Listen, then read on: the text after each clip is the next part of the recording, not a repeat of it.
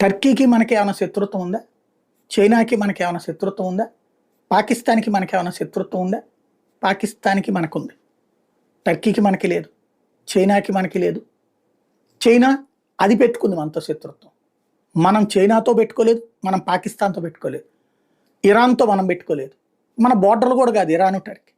కానీ Iran, Turkey ఇప్పుడు పాకిస్తాన్‌కి ఎందుకు మద్దతు ప్రకటిస్తున్నాయి? మతం. మతం ఇంపాక్ట్ ఎట్లుంటుందో సాక్ష్యం అదే. పాకిస్తాన్‌కి మద్దతు ఇస్తున్నటువంటి ఈ 2 దేశాలు కూడా.